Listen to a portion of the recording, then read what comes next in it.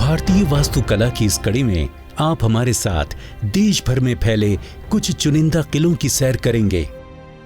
हमारा लक्ष्य इन किलों की शिल्पकला, वास्तुकला और इंजीनियरिंग को समझना है।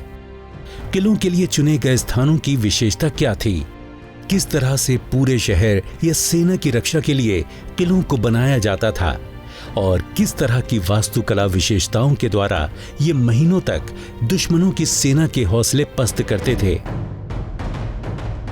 भारतीय वास्तुकला धारावाहिक की इस कड़ी में हम महाराष्ट्र और दिल्ली से होते हुए राजस्थान तक की यात्रा करेंगे और भारत के कुछ सबसे मजबूत और नायाब किलों को वास्तुकला और विज्ञान की नजर से देखेंगे।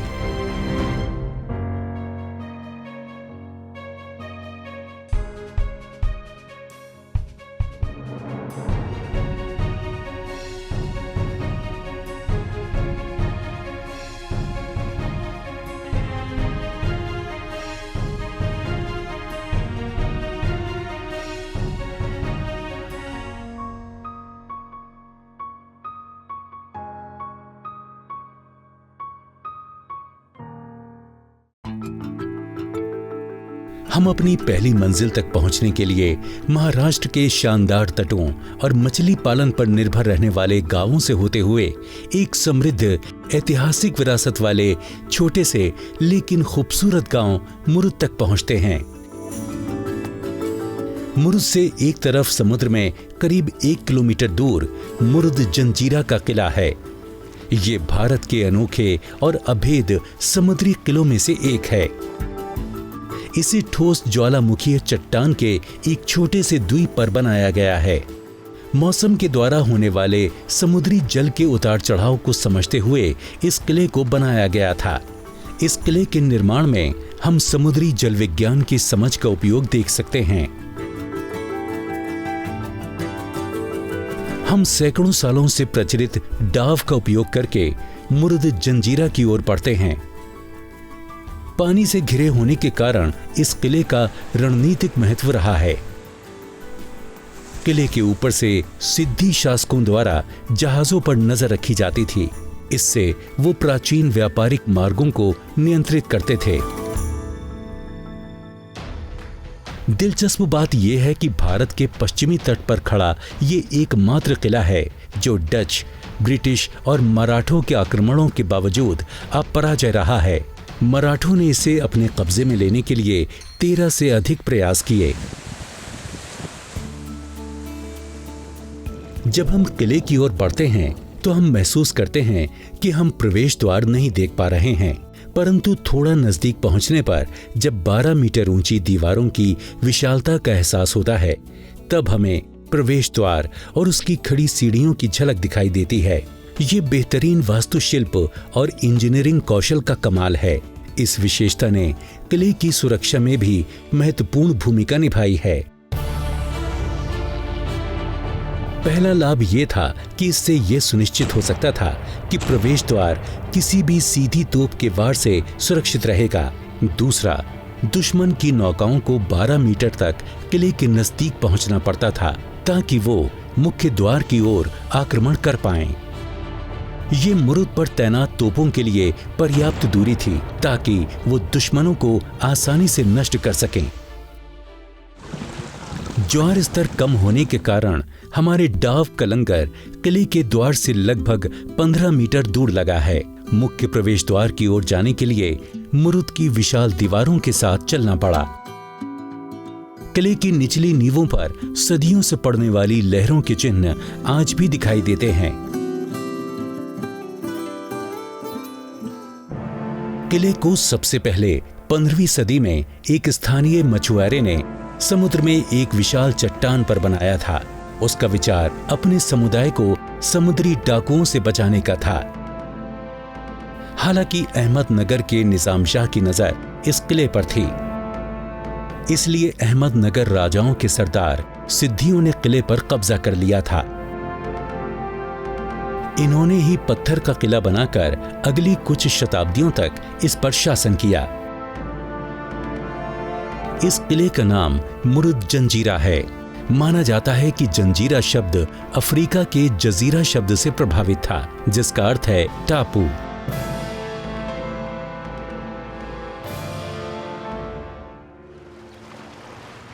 अंदर जाते ही हमें दीवारों पर पैनल दिखाई देते हैं, जहां एक तरफ एक बाघ द्वारा हाथी को जकड़ने वाला चित्र दिखाया गया है।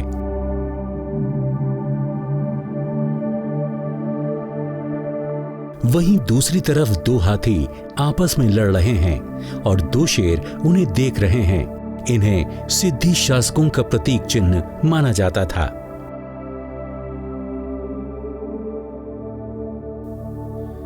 यह किला 22 एकड़ में फैला है। ये पत्थरों से बना है, जिन्हें सीसा, रेत और गुल के मिश्रण से जोड़ा गया है।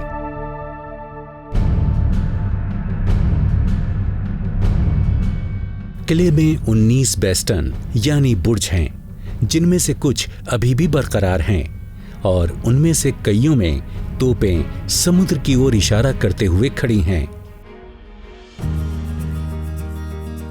किले की मुख्य इमारत अब खंडर में बदल चुकी है। लगभग 600 वर्षों के दौरान इसमें अधिकारियों और उनके परिवारों के लिए महलों, क्वार्टर, मस्जिद, मंदिर सहित प्राकृतिक ताजे पानी की 18 मीटर गहरी 2 झीलों और कई कुओं आदि का निर्माण किया गया। किले की प्राचीर पर लगभग 200 से अधिक तोपें हैं। कुछ तोपें यहीं बनाई गई थीं और कुछ को यूरोप से भी लाया गया था। प्रवेश द्वार की रक्षा 3 प्रमुख तोपें करती हैं। इन्हें 5 प्रकार की धातुओं से तैयार किया गया था और इन तोपों से समुद्र में दूर तक गोला दागा जा सकता था। एक बड़ी तोप इसलिए प्रसिद्ध है कि ये सूरज की गर्मी में घंटों तक गोले दागने के बावजूद कभी गर्म नहीं होती थी। किले के कुएं भी अनोखे हैं, क्योंकि समुद्र के अंदर होने के बावजूद इनका पानी मीठा है। ये पर्यटकों को आज भी पानी मुहैया कराते हैं। हमने भी इसका परीक्षण करने का प्रयास किया। वाकई पानी काफी ठंडा है। किले के अंदर ताजे पानी के विशाल तालाब हैं। असल में इन्हें बारिश के जल को संग्रहित करने के लिए बनाया गया था, ताकि ये मुरुद जंजीरा की पूरी आबादी को साल भर तक पानी उपलब्ध कराते रहें।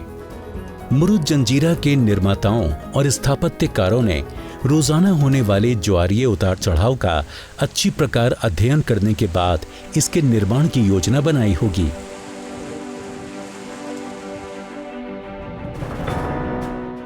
1687 में अंग्रेज वैज्ञानिक सर आइजैक न्यूटन ने समझाया था कि पृथ्वी के महासागरों पर सूरज और चंद्रमा के गुरुत्वाकर्षण के परिणाम स्वरूप महासागरीय ज्वार की घटना घटित होती है। पृथ्वी पर सूरज का गुरुत्वाकर्षण बल चंद्रमा के बल की तुलना में केवल 46% होने के कारण ज्वार की उत्पत्ति में अकेले चंद्रमा का योगदान महत्वपूर्ण होता है। चंद्रमा का गुरुत्वाकर्षण बल सामने वाले महासागर को अपनी ओर खींचता है, जिससे एक उभार उत्पन्न होता है। वहीं पृथ्वी भी इस गुरुत्वाकर्षण से चंद्रमा की ओर खिसकती है, जिससे विपरीत दिशा वाले महासागर में एक उभार महसूस होता है। ये इसलिए भी होता है क्योंकि महासागर का यह हिस्सा चंद्रमा से सबसे दूर होता है, जिसके कारण इसके स्थान पर कम परिवर्तन होता है। इन 2 प्रभावों के कारण उच्च ज्वार और निम्न ज्वार की घटना घटित होती है। यदि आप तट पर हैं और चंद्रमा आपके सीधे ऊपर है, तो आपको उच्च ज्वार का अनुभव होगा, क्योंकि पृथ्वी 24 घंटों में अपना घूर्णन पूरा करती है। इसलिए हमें लगभग 6 घंटे के अंतराल के भीतर निम्न ज्वार और उच्च ज्वार का अनुभव होता है। तो लगभग 6 घंटे के बाद पहला निम्न ज्वार होगा और लगभग 12 घंटे के दूसरे उच्च ज्वार के बाद 18 घंटे के बाद दूसरा निम्न ज्वार होगा। ये समय अंतराल पृथ्वी पर स्थान के आधार पर बदल सकता है। आपको याद होगा, सुबह किले में प्रवेश करते वक्त ज्वार का स्तर कम था, तो डाव का लंगर दूर ही डालना पड़ा था। अब शाम हो चुकी है और हम अपनी नाव के लौटने का इंतजार कर रहे हैं।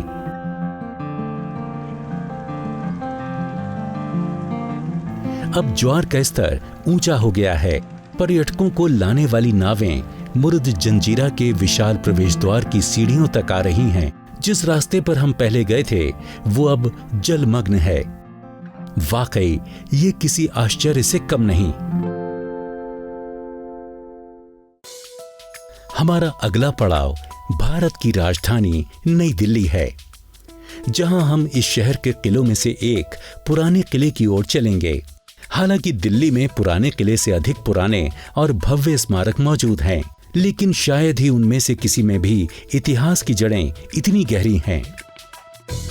इस किले का वर्तमान रूप दूसरे मुगल सम्राट हुमायूं और अफगान शेरशाह सूरी की देन है, जिन्होंने 16वीं सदी के मध्य में दिल्ली पर शासन किया था। हुमायूं ने 1533 में किले का निर्माण शुरू किया था, लेकिन कुछ ही सालों में शेरशाह सूरी ने उसे सिंहासन से हटा दिया था। 15 साल के बाद फिर से हुमायूं ने इस किले पर कब्जा कर लिया। हम पता लगाएंगे कि इस किले की कौन सी खासियत इसे अद्वितीय बनाती है। ये माना जाता है कि इसे इंद्रप्रस्थ नामक पवित्र स्थल पर बनाया गया था, जिसका उल्लेख मिथकों और इतिहास में मिलता है। भारत के पुरातात्विक सर्वेक्षण के अनुसार यहाँ पर 1500 ईसा पूर्व मानव बसावट के प्रमाण मिले हैं। यदि हम इस विशाल ढांचे की संरचना को देखते हैं तो पता लगता है कि इसकी योजना 2 किलोमीटर की परिधि को ध्यान में रखकर बनाई गई थी। पुराने किले की विशाल दीवारों की ऊंचाई 18 मीटर तक है। इन मोटी दीवारों में 3 विशाल दरवाजे बनाए गए हैं। इसके आसपास एक चौड़ी खाई है जो यमुना नदी से जुड़ी थी, और इसके एक हिस्से को आज भी देखा जा सकता है। ये किला दिल्ली में इस्तेमाल होने वाली निर्माण सामग्री में बदलाव का संकेत है। 16वीं शताब्दी के आसपास क्वार्ट्ज पत्थरों से हटकर संगमरमर और बलुआ पत्थर का उपयोग किया जाने लगा था। प्रारंभिक मध्ययुगीन काल के दौरान दिल्ली और इसके आसपास पारंपरिक निर्माण सामग्री के रूप में क्वार्ट्ज पत्थरों का इस्तेमाल किया जाता था। हम इसका प्रमाण कुतुब मीनार, अलह दरवाजा और गयासुद्दीन तुगलक के स्मारकों में देख सकते हैं। लेकिन बाद में हुमायूं का मकबरा और लाल किले जैसे स्मारकों को बड़े पैमाने पर संगमरमर और बलुआ पत्थरों से बनाया गया। पुराने किले में संगमरमर के सीमित उपयोग के साथ साथ अलग अलग रंगों के बलुआ पत्थरों का उपयोग किया गया था। बलुआ पत्थर और संगमरमर की खासियत यह है कि दोनों पत्थरों पर नाजुक नक्काशी संभव है।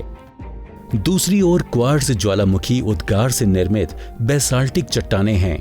पिघला हुआ लावा बड़े क्रिस्टलों से बनी कठोर चट्टानों के रूप में ठंडा होता है। दूसरी ओर क्रिस्टल किसी भी प्रकार की बारीक नक्काशी के लिए उपयुक्त नहीं है, क्योंकि छेनी से ऐसे पत्थरों पर दरार पड़ जाती है। किले की बाहरी दीवार को देखने पर पता चलता है कि ये लाल बलुआ पत्थरों से बनी है। दीवारों में 3 प्रवेश द्वार हैं, लेकिन सबसे प्रभावशाली है ये बड़ा दरवाजा। इसे आज किले के प्रवेश द्वार के रूप में उपयोग किया जाता है। तीनों दरवाजे 2 मंजिला हैं और बलुआ पत्थरों से निर्मित हैं। इनके दोनों ओर 2 विशाल अर्धवृत्त स्तंभ हैं, जिन पर रंगीन संगमरमर और नीले रंग की टाइल से सजावटी काम किया गया है। पुराने किले के उत्तर और दक्षिण दरवाजों पर इस्लामी नोकदार मेहराब को देख सकते हैं, जो हिंदू छतरियों और वर्गों से मिलकर बने हैं। हम पूरे किले में ज्यामिति पैटर्न को भी देख सकते हैं। किले की वास्तुकला में मुस्लिम शैली की मेहराबों और गुंबदों में हिंदू तत्वों का एक अच्छा मिश्रण देखा जा सकता है। इसे बारीकी से समझने के लिए हम 1542 में शेरशाह द्वारा निर्मित किला एक कोहना मस्जिद को विस्तार से समझते हैं।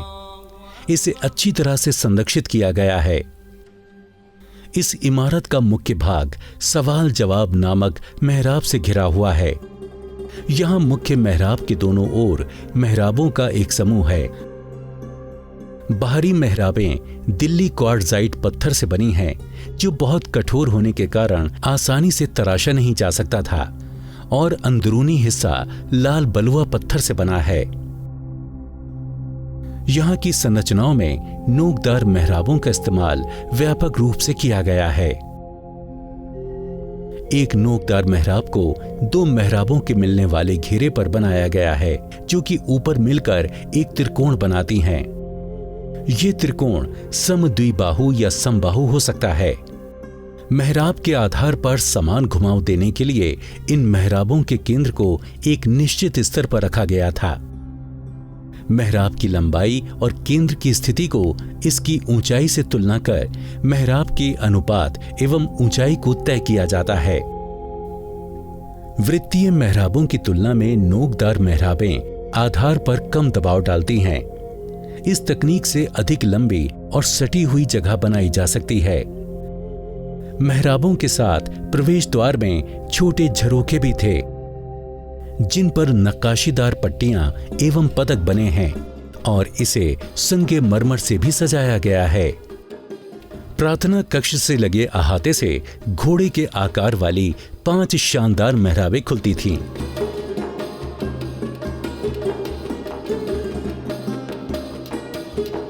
अधिकतर मुगल संरचनाओं के समान ही इस किले के भीतर भी जल निकायों का निर्माण कराया गया था। चूंकि किला ऊंचाई पर है, इसलिए मुख्य कुएं को गहरा खोदा गया था, जिसमें ढलावदार 89 सीढ़ियां थीं। इनसे 22 मीटर नीचे उतरा जा सकता था। हम्माम या स्नान घर में गर्म और ठंडे पानी की व्यवस्था थी। यहाँ आज भी टेराकोटा पाइपों को देखा जा सकता है, जिनसे पानी लाया जाता था।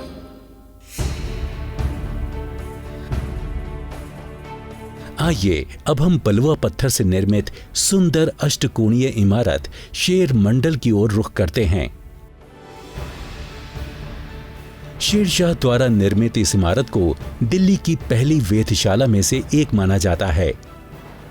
हुमायूं इसे पुस्तकालय की तरह उपयोग करता था। यही वो जगह भी है जहां 1556 में सीढ़ियों से फिसलने के बाद उसकी मृत्यु हो गई थी।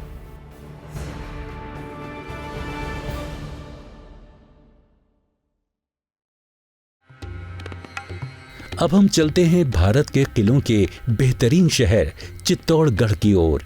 ये राजस्थान के 6 पहाड़ी किलों का हिस्सा होने के साथ ही यूनेस्को की विश्व विरासत सूची में भी शामिल है। चित्तौड़गढ़ का निर्माण 7वीं शताब्दी के दौरान विभिन्न मौर्य शासकों द्वारा करवाया गया था। ये 180 मीटर ऊंची पहाड़ी के ऊपर स्थित है। क्षेत्रफल के मामले में ये भारत का सबसे बड़ा किला है। ये 700 एकड़ क्षेत्र में फैला हुआ है। ये 3 किलोमीटर की लंबाई में फैला है। इसकी बाहरी परिधि 13 किलोमीटर की है। प्राकृतिक तटबंधों के चतुर उपयोग के साथ किले की रक्षात्मक वास्तुकला ने मजबूत किलेबंदी का एक अनोखा उदाहरण पेश किया है। परिसर के रणनीतिक क्षेत्रों ने इन्हें सुरक्षा प्रदान की, जो उनकी सबसे पहली चिंता होती थी। पहाड़ियों और घाटियों की प्राकृतिक बनावट का सर्वोत्तम संभव तरीके से उपयोग किया गया था। किलाबंदी सामान्यतः पहाड़ पर की जाती थी। ये किले पहाड़, रेगिस्तान, नदियों और घने जंगलों जैसी प्राकृतिक बनावट का उपयोग करते हैं। किले की प्राकृतिक सुरक्षा को ऐसी संरचनाओं द्वारा और अधिक मजबूती प्रदान की जाती थी। 4.5 किलोमीटर लंबी दीवारों के पत्थरों पर चूने की चिनाई की गई थी। ये दीवारें जमीन से 500 मीटर ऊंची हैं। भूवैज्ञानिक रूप से राजस्थान की भूमि विभिन्न प्रकार की कठोर चट्टानों से समृद्ध है। उच्च गुणवत्ता वाले पत्थरों की उपलब्धता के कारण ईंटों का उपयोग लगभग अज्ञात था और इसी कारण राजस्थानी निर्माताओं के लिए मजबूत और सुंदर किलों, महलों और मंदिरों का निर्माण करना आसान हुआ। राजस्थान की समृद्ध पत्थर कटाई कौशल कला को बड़ी संख्या में निर्मित बहुत ही सुंदर मूर्तियों में देखा जा सकता है। किले में कई शानदार इमारतें हैं, जैसे कि रानी पद्मिनी का महल। यहाँ की सबसे बड़ी इमारत राणा कुंभा का महल है। इसी स्थान को रानी पद्मिनी के जौहर का स्थान माना जाता है। किले में 2 आश्चर्यजनक स्तंभ भी मौजूद हैं। एक है 9 मंजिला विजय स्तंभ, जिसे राणा कुंभा द्वारा मालवा और गुजरात के मुस्लिम शासकों पर विजय की याद में 1440 में बनवाया गया था। ये स्तंभ 37 मीटर ऊंचा है और 3 मीटर ऊंचे आधार पर खड़ा है। ये वास्तुकला का एक अनोखा नमूना है, जिसे शहर के किसी भी भाग से देखा जा सकता है।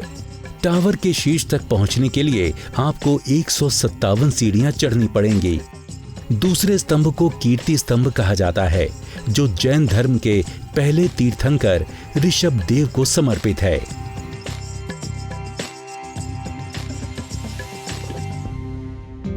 घेराबंदी के दौरान आत्मनिर्भरता के लिए किले की सबसे महत्वपूर्ण आवश्यकताओं में से एक कई महीनों के लिए पानी की नियमित आपूर्ति सुनिश्चित करनी होती थी। चित्तौड़गढ़ किले के योजनाकारों ने स्पष्ट रूप से इस बात को ध्यान में रखा। इसीलिए किले में 84 जल निकाय बनवाए गए थे, जिनमें से 22 अभी भी मौजूद हैं। अक्सर चित्तौड़गढ़ किले को जल किला भी कहा जाता है। राजस्थान में जहां बारिश कम होती है और पानी के प्राकृतिक संसाधन दुर्लभ हैं, वहां किलों की स्थापत्य कला में विभिन्न जल भंडारण योजनाओं को ध्यान में रखा जाता था। इनमें तालाब, कुंड और बावड़ियां शामिल हैं। जब हम गर्मियों के दौरान किले के दौरे पर गए थे, तब भी एक प्राकृतिक झरना प्रसिद्ध गौमुख जलाशय में बह रहा था। इसके पानी को पवित्र माना जाता है। किले का 700 हेक्टेयर का 40% क्षेत्र जल निकायों और जलाशयों से घिरा है। जलाशयों की औसत गहराई लगभग 2 मीटर है। इससे स्पष्ट होता है कि इन जलाशयों की सालाना पानी भंडारित करने की क्षमता लगभग 4 अरब लीटर है। भरपूर पानी होने के कारण अकाल की परवाह किए बिना 50,000 सैनिकों की फौज किले में 4 साल तक रह सकती थी।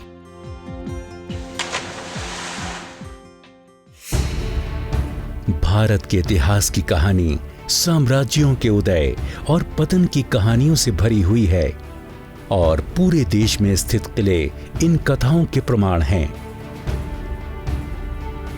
ये किले प्रेम, शिष्टता, बहादुरी, साहस, धोखों, दरबारों की राजनीति और साजिशों से भरे हुए हैं।